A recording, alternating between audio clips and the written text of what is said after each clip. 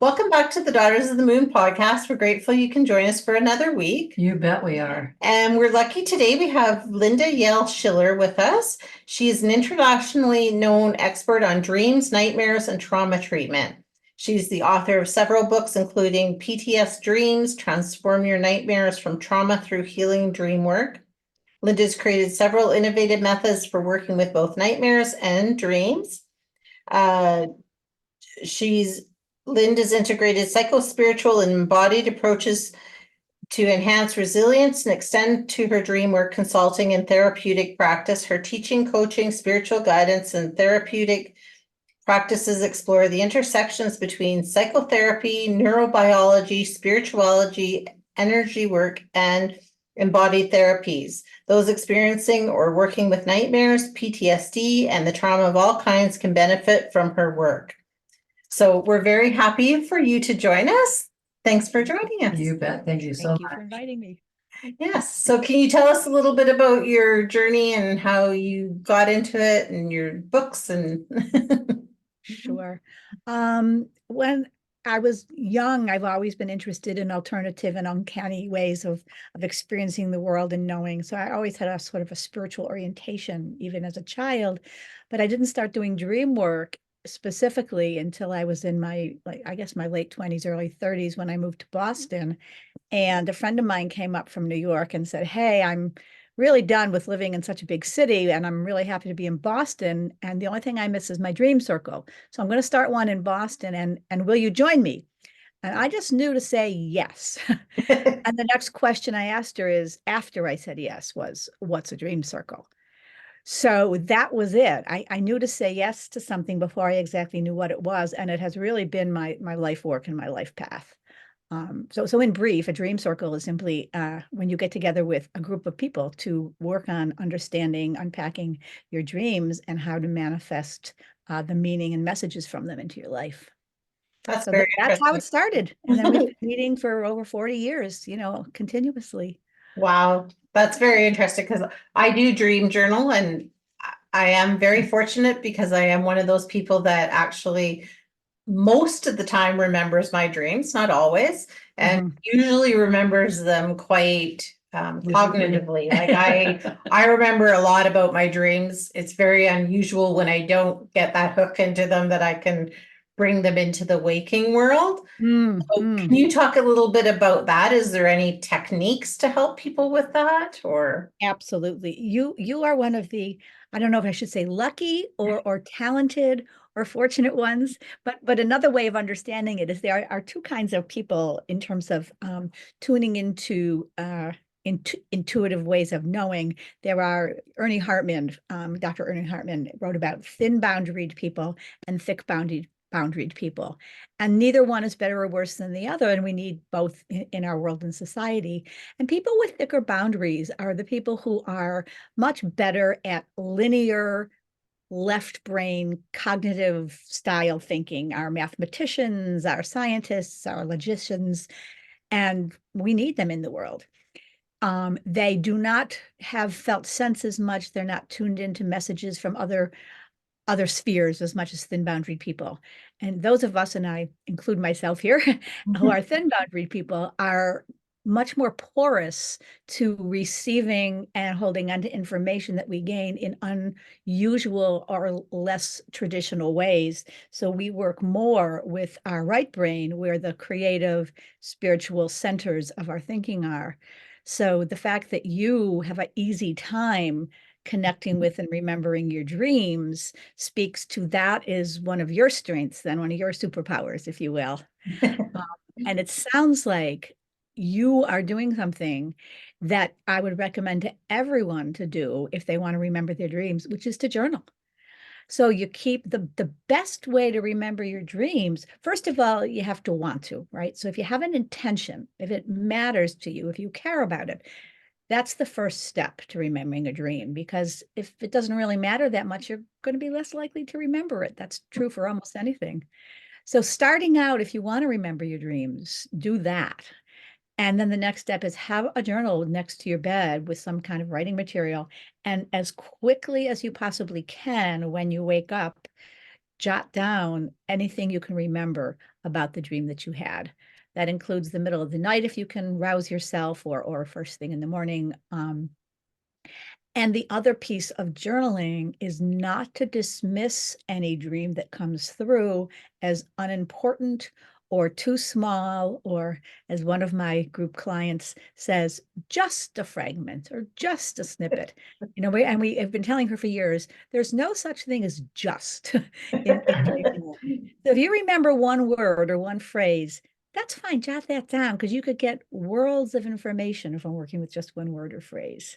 So that would be a good place to start. Yeah, well, that's what I find too. Like, I find when I dream journal, like I will do that. I'll write down because I'll remember just a little tiny piece, right? And I'll write that down. And then sometimes that's enough to bring everything flooding back in for me, which I love, because That's then right. it's like, oh, good, now I remember it all, right? Because I kind of I do it as soon as I wake up. So I just like, okay, what's that one hook that I remember? Because I often kind of know I'm dreaming when I'm dreaming. So I often will put little things in there to say, oh, just remember this when you wake up. And then that's triggers me as well. So So the words you used, hook, is exactly the word I would use. If you write down a little bit, sometimes that serves as a hook to like pull the rest of the dream in. But it sounds like you also do some lucid dreaming, Oh, yeah. which is when you're aware that you're dreaming while you're dreaming. And that's a whole other conversation. I saw that you had Robert Wagner on once before, and I know he's probably talked a lot about that. And I do work with that, but that's a whole other layer, if you will, of dream work. And it sounds like you sort of spontaneously have been able to do some of that as well. yeah, I have. So it's been interesting, and like I guess it's a gift, but I do like it, and it's interesting. And then it's always interesting to figure out what those mean into your everyday life. You bet. Sometimes you can, sometimes you can't. So I guess I know that you wrote the book about PTS dreams. Can you talk a little bit about that and how does that help people with PTSD, or does that, like, how does that kind of work out? Sure. I want to say one other thing before directly addressing your second question, which is you said that you sometimes can kind of figure out what the dream means and sometimes not. None of us, including Carl Jung, who famously said that he couldn't figure out, and he's, one of the founders of Dreamwork, he can't figure out all the meaning of his dreams without someone else to bounce it off of. So working with at least one other person, if not a group of people, is a much more efficient way, if you will, to getting layers of meaning in your dream, because many, or if not most, of our dreams come encoded in symbol and metaphor. And when we have dreamt something in a symbolic or metaphoric fashion, it's harder to go and unpack and figure out what is the meaning of this thing that showed up as a flowering tree in my dream. And that's how I experienced it, for example. So to go back then and say, okay, what is the meaning of that in my dream, in my life? We often need someone else, at least one other person, to bounce ideas back and forth with, because the gift of dream work and doing good dream work is the gift of association, being able to make associations with the images, with the energy, with the landscape, with the emotional narrative of the dream. And two heads are better than one, right? I often say we can't see the back of our own head unless we've got two mirrors. So I recommend you guys looked at each other when I said that. Do you dream share? Yes, actually, I was just thinking about it was when they were younger, and I would have bought myself a dream book, of course, and because I was always into whatever, and so I would start reading it, and I would say to them like something that I dreamt and how it associated with the book or how it didn't, and so we talked about it quite a bit as they were younger about dreams and the association with them and how comes and that kind of thing. So yeah, it made sense when you were talking about it, and that's what I thought that. Yeah. It was something we did. So maybe that was why Well, it was attentive to you Yeah, as you get and older too, I right? think we still do. Sometimes Yeah. I'll phone her and We I'll be like, share. I had this weirdest dream. What do you like? What do you think? Right? Yeah, Or we still when do I that. was at my therapist the other day, I said the same thing to her. I said, I keep having this dream about my husband and blah blah blah, and I explained it to her, and I'm like, but I don't understand. It makes no sense. And Mhm. so we kind of worked through that a little bit of what that could possibly be. So I do like that where you say dream sharing, and I suppose that's Beautiful. where a dream circle would come in very handy to. And it's fun too. Yeah, oh, it is. It's Fun. A, it's fun, and B, it's a way to get uh really deeply connected with people in a very short period of time because Right. you're bringing things from your unconscious into the room to discuss with each other. And I like the way, remind me which one of you is which? I You're don't know. I'm Kim. I'm Kim, Barb. you're Kim and you're I'm Barb. Barb. Okay. So Right. Kim, you said, you were talking with your mom and then with your therapist about what might this mean or what could this mean? And that's exactly the right way to phrase it because the final decision or the final arbiter of the meaning of a dream is the dreamer or him or herself. Right. So I could work with you on a dream. Your mom could work with you on a dream. Your therapist could work with you on a dream. And we might have ideas and we might have association. And we might say, like in the International Association for the Study of Dreams, of which I'm a member, we learned from Jeremy Taylor, one of our teachers, to say, if it were my dream, right? So if it were my dream, I might wonder about this, or I might be curious about that, or I might think that this is connected to that. But only if you get the aha, that visceral felt sense of, oh, yeah, that feels right, then it's a hit for you. It might be a hit for me, which is also why it's so much fun and useful to work with other people on dreams, because we can get information and creative responses to other people's dreams, not only our own. Yeah. Yeah. And I would believe that because anytime I have bounced it off somebody else, Yeah. a lot of times what they say will resonate, or sometimes it doesn't, but a Mhm. lot of times they'll say, well, what about this? Right. And you're like, Yeah. oh yeah, that fits. Yeah, that makes sense. I can see how those would correlate, even if they're like opposite ends of the spectrum, right? And sometimes it's Right. sometimes it's something you were did or something like a week ago, where somebody shares it with you, you can go, remember last week when you were, maybe that has association with that. And it's just going connected with you now, right? So yeah. Absolutely. So all our dreams have multiple layers that are simultaneously true. And some of the layers of our dreams have to do with things that happened just yesterday or the day before or last week. And some of the layers of our dreams have to do with things that happened years ago or from our childhood or from a connection with our ancestors or a spiritual layer or connecting with the world at large. There are people who are strong dreamers who dream for the world Right. and their dreams are definitely connected with what's happening in the environment in the world as well.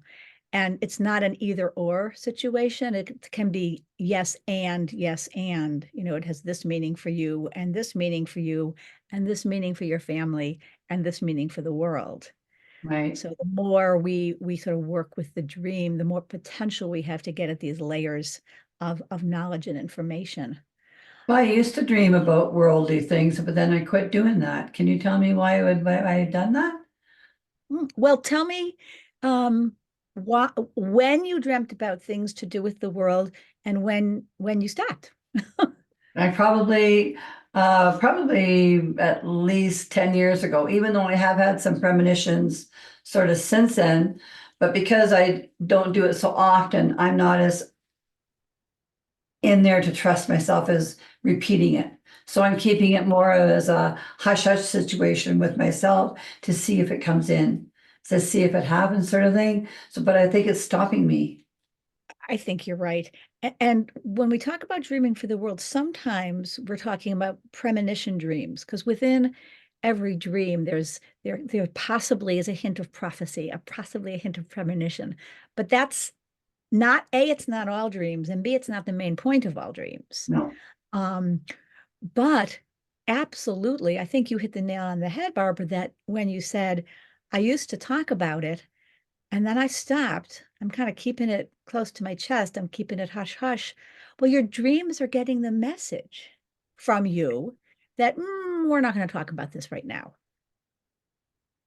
Because our conscious and our unconscious, right, talk to each other Right. and they give each other messages. So your unconscious is getting some kind of a message from you, from your waking, walking around conscious mind that says, I'm going to keep you under wraps for a while. So in its wisdom, it said, okay, we won't come visit very often. It's my own stuff that I'm doing. I wondered Well, about. it would be really interesting if you decided you wanted to tune in more to things that are potentially happening, I guess, as you used to around the corner of time, tomorrow or next week or next year, or to tune into things simply happening in your city or in your town or on the planet or in the land. I mean, because that's also what I mean by we can dream for the world. A lot of people had premonition dreams before, for example, 9/11. They had dreams of falling and dreams of crashing and dreams of bombing. This was before it happened. And during the pandemic, people were dreaming like crazy of all sorts of things related to bugs and isolation and viruses and health, both before, during, and after. Well, we're not really done with the pandemic, but it's not as much of a crisis anymore as it was the last couple of years. Right. But it'd be really interesting to see if you were interested, first of all, right? If you were interested, and then you said, okay, I'm open again. I'm interested in getting back in touch with this part of me. I would bet you that you'd start getting those dreams again. Thank you. I will do that. Yeah. All right. But I Let me think- know if you do. I'd be interested. Okay. Yeah. Thank you. I will. Which brings me to, I guess, another question, which I kind of know the answer, but so, because I've done it, and just because I've listened to a lot of people talk about dreaming and things like that, because it really does interest me. And so then I guess I kind of know, and it's kind of a question at the same time to hear your responses is like, if you have a problem or if you have something that you're searching for, an answer that you're searching for, if you put that intention into your mind before you go to sleep at night, especially if you can connect to your dreams in a way, to find the answer, to give you a little bit of intuition about the path you should go down, is that a possibility?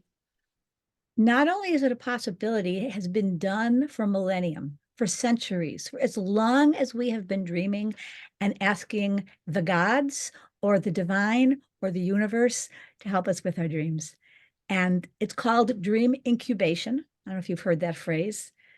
But that's exactly what it is. Before you go to sleep at night, you have an issue, a problem, a dilemma, something's bothering you, or you're stuck in a creative project, or you have a block against the next piece of writing you're doing, or a conundrum with your children, or gee, I it's a possibility for me to take this new job. Is it in my best interest or not to quit the job I have and take this new one? I can't decide. It seems to be 50-50. So whatever it is, whether it's something upsetting or something you simply want information about, spend a little time before going to sleep at night in the same dream journal, write it out, take 5 minutes, take an hour, whatever you want, but end with a question.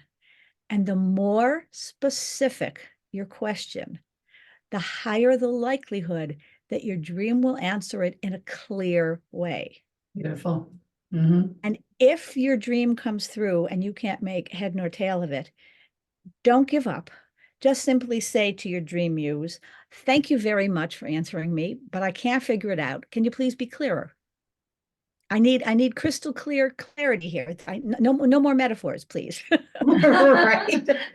Yeah, I always said that. I always said, okay, spirit, I'm gonna need like the neon sign over the head telling me what, like, right in the daytime world, right? Like that's how I need my message, because this subtle is not working for me. I'm not picking up on There that. are plenty of people that really need to be hit over the head with the message. You are not alone. I Yeah. have a client that I work with in my dream circle who she was her dad had passed and she was cleaning out her father's apartment and she really, really missed him. And she wanted a sign that he was still around, that he was still with her.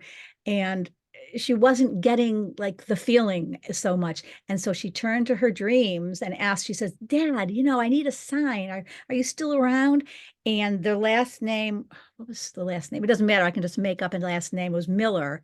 And in her dream, she dreamed of a street sign in great big letters that said Miller Street. Yeah. So there was a sign Yeah, that a her dad literal, was yeah. there. That's, She said, "Oh, thank you." yeah. And I mean, sometimes we do, right? Because these subtle signs are harder to pick up on. And I think that is with dreams. So I guess that's how it ties in then if you've had a trauma and you're working through that, is that you have this trauma and then I would assume that you somewhat set it up the same way where you're looking into your dreams for some healing as well. That's right. Right. I want to go there with you, but I'm going to back up to the other part of the previous question you asked me, Yeah. or alluded to, because it's connected. You talked about how you have repetitive dreams sometimes, particularly having to do with your husband. And I won't ask you on air, what they are, but anytime we have repetitive dreams, that's a message that there's something we don't have enough understanding yet about, or some question we haven't answered or resolved, or sometimes that's something that needs healing, not always. What the repetitive dream has to do with, or any dream for that matter, is connected with what I've called the emotional narrative in the dream. So if the emotions you're having in the dream, your emotional narrative is primarily pleasant, fun, nice, sexy, I mean, whatever it is, and that's a repetitive dream, it's nothing to be concerned about. You can simply enjoy it, but you could also still figure out, what haven't I resolved or understood or done yet that Yeah. my wiser self is telling me, you got to do this. If the emotions are upsetting, if there's anxiety, if there's fear, if there's terror, if there's grief, if there's deep sadness, then we're moving into the realm of bad dreams and nightmares. And these repetitive dreams and nightmares, I call an SOS from the unconscious. That's, if we talk about signs again, that's like a neon sign saying, you need to get some healing on this topic, on this issue, and you're not paying enough attention. So the repetitive dreams connected to trauma or terrible things that have happened, if they're related, there's some healing work you need to do or to do more of for the repetitive dreams to stop. That makes total sense. I'm not going to talk about the dream, but that makes a lot of sense because I feel like then based on what you just said, the dream that I'm having doesn't actually really have to do with my husband per se. It is something that happened to me in my childhood. And that is, I guess, the way that it's coming forward emotionally that I need to deal with. So that makes total sense to me. Yeah.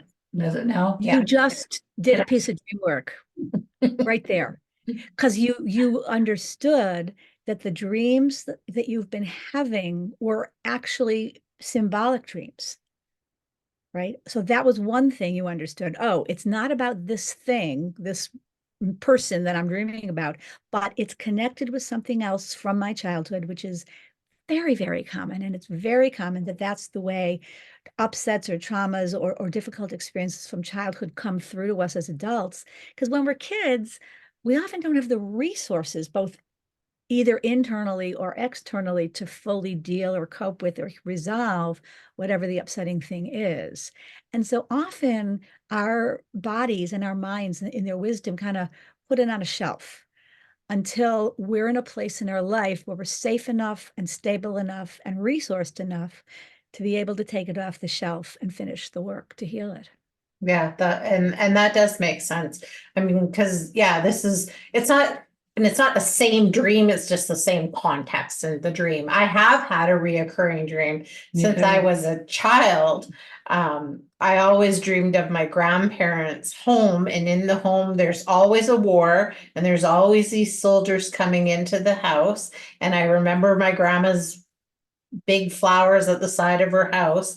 And that's always my dream. And I don't have it often. I've probably had it maybe, I'm going to say maybe 5 times, 6 times in my life.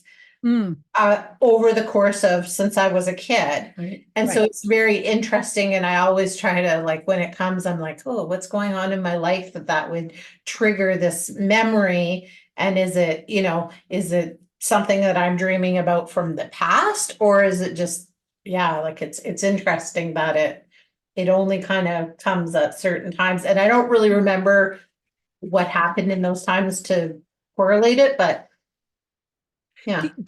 would you be interested, and you feel free to say no, would you like to do a piece of dream work on that dream? Sure. So I'm going to ask you some questions then, and you are free to answer them whatever way you're comfortable. This is a public forum. This is your life. You can say, "Oh, I get it," without telling us what you get if you want, or you could, fully answer the questions. Yeah. But to understand any dream, particularly repetitive ones, but any dream at all, we start with the context, because I don't know you or your life or your grandparents. So in the dream, your dream and you had it starting from when you were little, like 5 or 6 or something?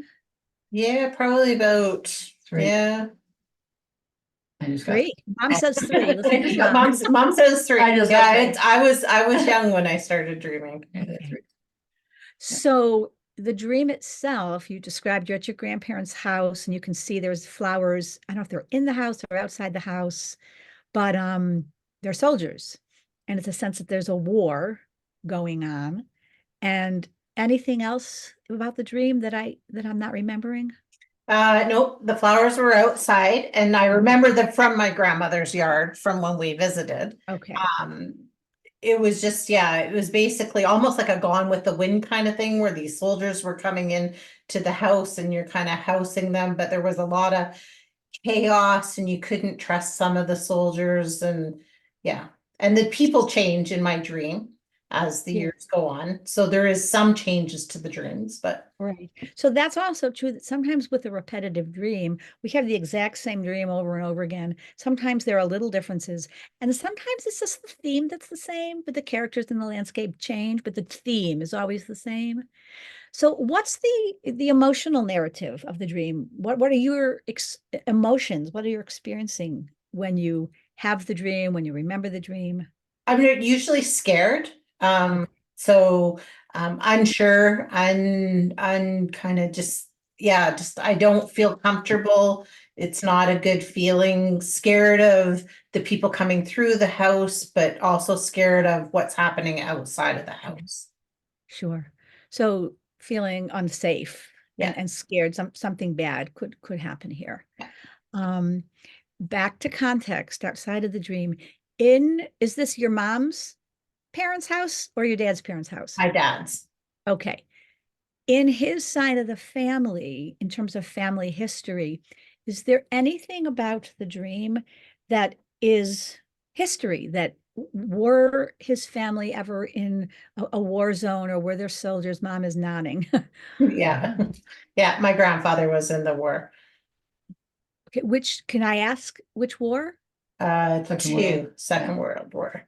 He was an American soldier in World War II? Canadian. Yes, Canadian. Canadian. Canadian. Oh, okay.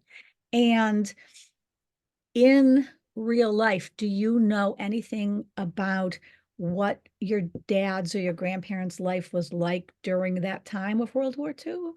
Not a lot. Only I've heard some stories, but I know he had a lot of not so good experiences while he was in the war from the stories I've heard. But like taking the boots off of dead people and having to climb over dead people and Mm. some of those are the stories that kind of were relayed down. So yeah, so a lot of fear, I would say, with those. Yeah. Would you say that it's fair to say that your grandfather had some PTSD from being in the war? I would think so, yeah. Okay. So he wasn't a prisoner of war, but he was an active combat fighter. Yes. And was he in the European theater or in the Pacific theater? European. He's in France. He was in Europe. Okay. And when he was in Europe, do you know where he served, like what countries he was in, or what battles? France. He was in France. Okay. Was he part of the Normandy invasion or anything like that? I'm not sure if it was the Normandy invasion, but I know that he did a lot of travel on foot in France during that time. Yeah. When you think about this dream of soldiers coming into your grandparents' house, how old are your grandparents in that dream? Oh, Are they grandparent age? Are they young adults? Are they children? Or do you even see them? I don't know that I see them, but I think if they are in there, they would be younger, like not teenagers, but probably 30s, 40s. Mhm. So he would have been after having served in the army, and they would be about that age in their 20s or 30s, and he would have been back home from France by then. Yeah. Okay.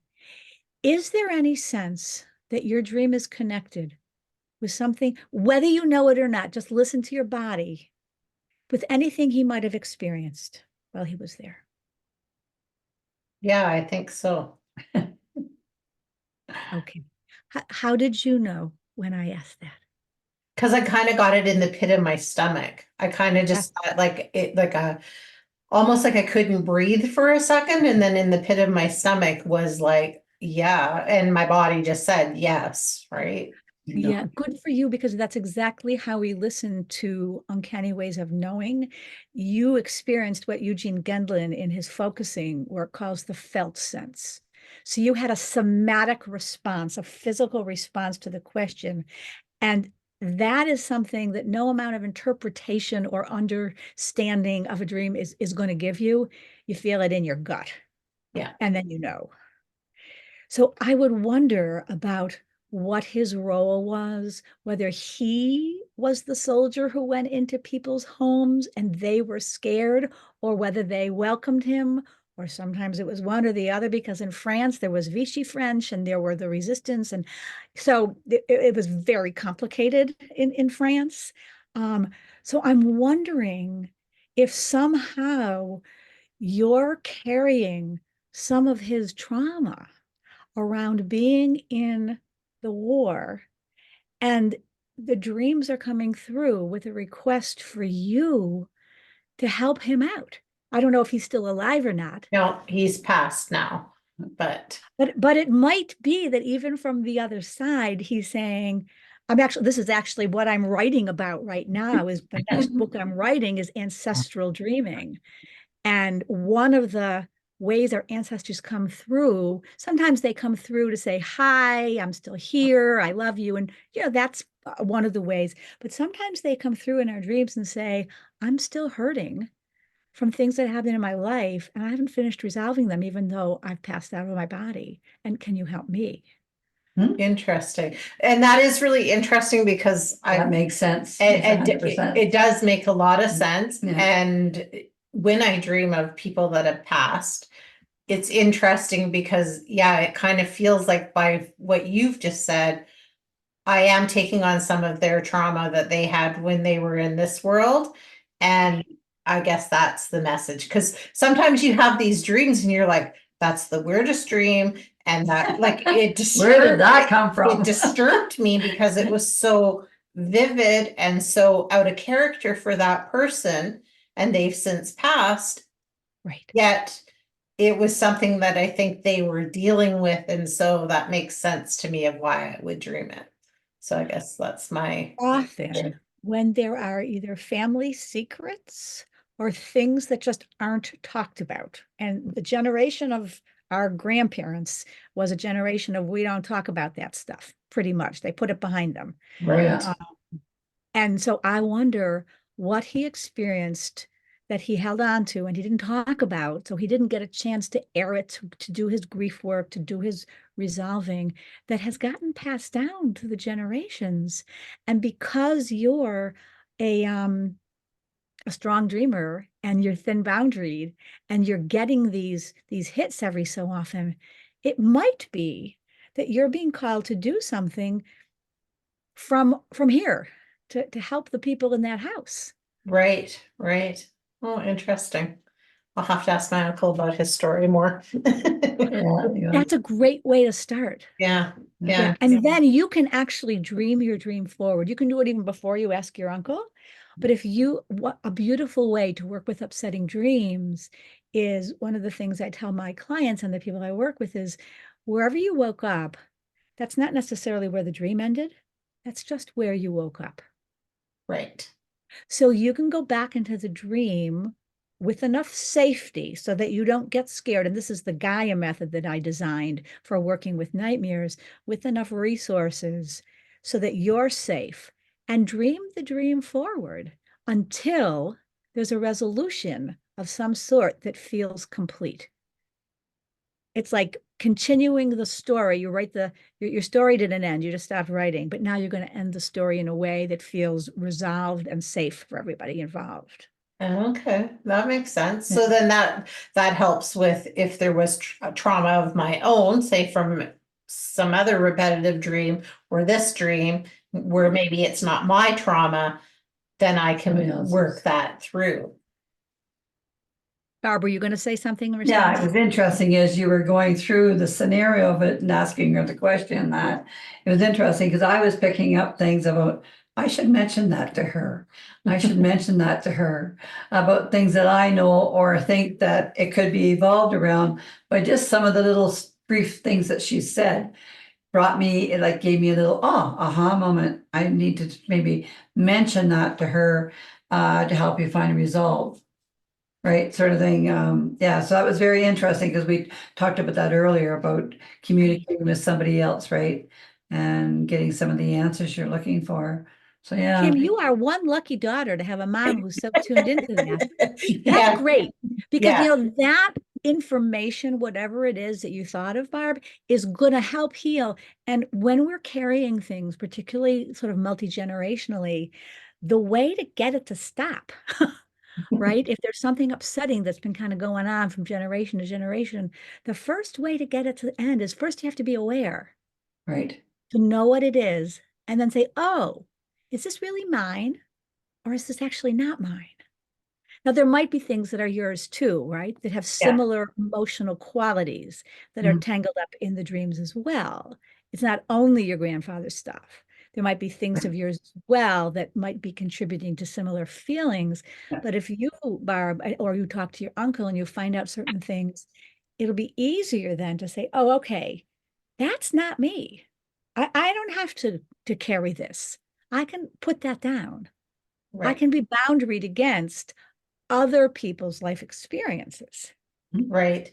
So I guess that's too where the dream journaling would come in handy for people if they are having these dreams, to maybe do something like you kind of guided me through there of like, how does this make me feel? What is this? Is this mine? Is this someone else's? Maybe these are questions we can journal on to kind of bring those forward. Absolutely. That's right. You can even write out a series. This is a great idea. I might put it in my new book. I'll credit you if I do.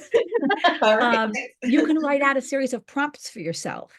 So then when you're doing dream work on your own and you don't have someone to bounce it off of at that point in time, you have a series of prompts that you've written to ask yourself like that, to help you unpack your dream more fully. Nice. Great idea. Yeah. Then I'll throw the other things after later. See what I found. Doesn't matter what order. Yeah, exactly. Well, and I love it because I think there's just so much potential in the dream world because we are in that unconscious state and still pulling in our consciousness. So I love that we can help heal ourselves and help work through these things because there is a reason that they're showing up in our dreams as messages. Right. That's right. No, true enough. Yeah. There's a wonderful form of psychotherapy called ADEP, created by Diana Fosha. And one of the tenets of this style of working is, she says, we are all hardwired for healing. our systems want to return to a whole and healed place. They do not want to stay upset or dysregulated. I believe that. So when we know that and we accept that, then we follow that direction. Yeah, I believe that. Yeah, Yeah, I believe that. yeah, I believe that too. So if there was something that you could give to our followers as a piece of advice or thought to ponder, or something that just comes to you that you want to share with everybody to kind of know, what would that be? There'd be so many different things. I don't know if you're pointing me in a particular direction or. Nope, just whatever comes to your mind that you think you want people to share and know, or. Well, I guess a couple of things would be, one is to respect, appreciate, and value your dreams, because they are a source of information that are ignored sort of not only at our own peril, but we miss out on learning and understanding so many options in the world that we wouldn't have come up with if we don't pay attention to our dreams. You know, many people in the arts, in music, in theater and writing have found their muse, have found their source of creativity through their dreams. Crick and Watson, who designed the DNA, the structure of DNA, they dreamed that. They dreamed of two snakes entwining around each other, and that was the double helix that they created the DNA model.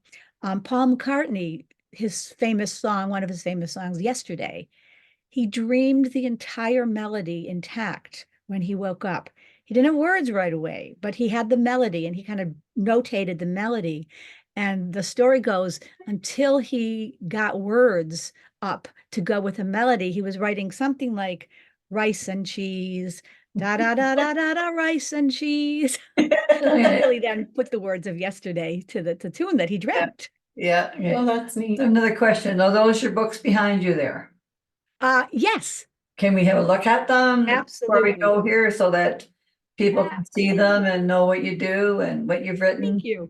I'm You're happy welcome. to. So the first one I wrote, and this came out about 7 years ago, 1999. This is Modern Dreamwork, Okay, and it's new tools for decoding your soul's wisdom.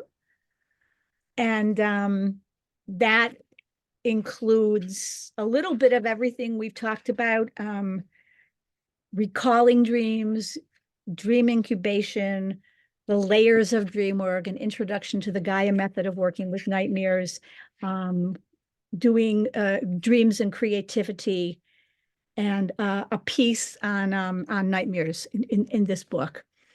And then the second one is PTSD Dreams, Transform Your Nightmares from Trauma Through Healing Dream Work.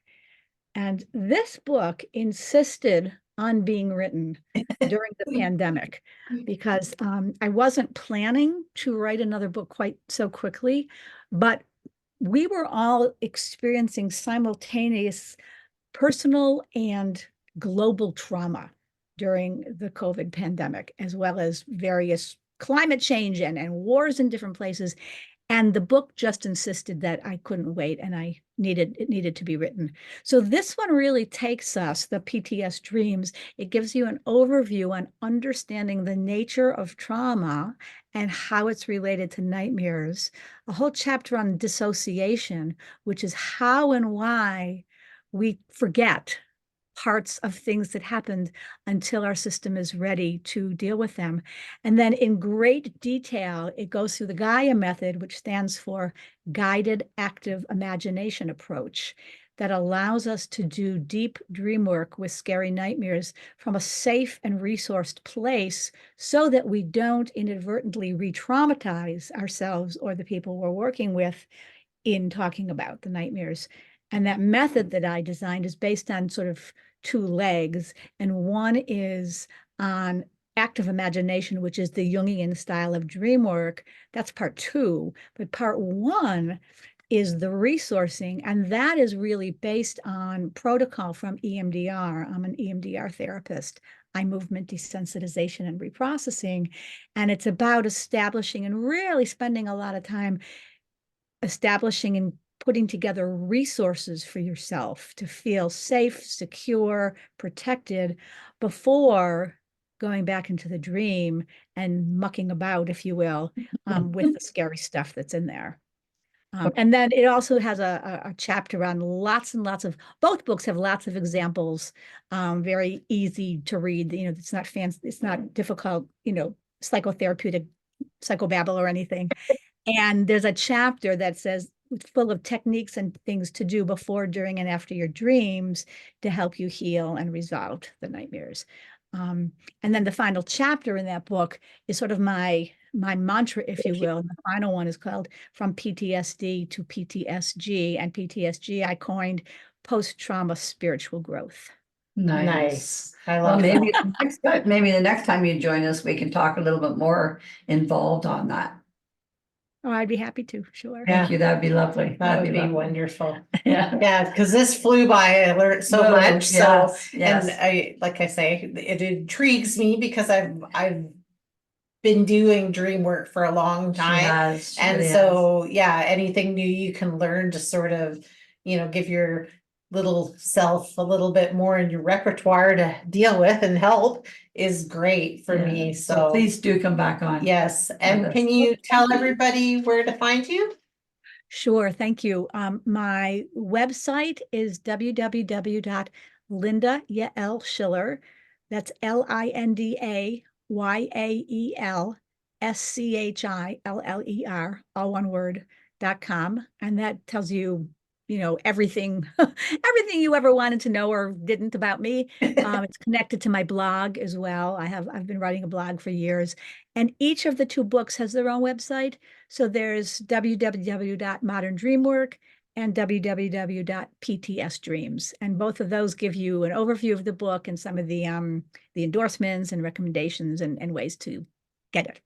Well, wonderful. Beautiful. Well, wonderful. I can't wait to read them and learn Thank even you. more. And yeah, we would love you to come back. So Yeah. Well, thank you. I'd be happy to come back when the time is right. That's all right. Well, Yes, thank you again for sharing with us. Yes, and it's exciting time because it was very exciting to know, to watch you walk through this with us. So thank you. Thank you. Oh, so you're very welcome. Great. Yes. All So, right. all right. And Till next everybody, Thank you so and much then. yes, thank you. And everybody else, tune in next week. You bet you should.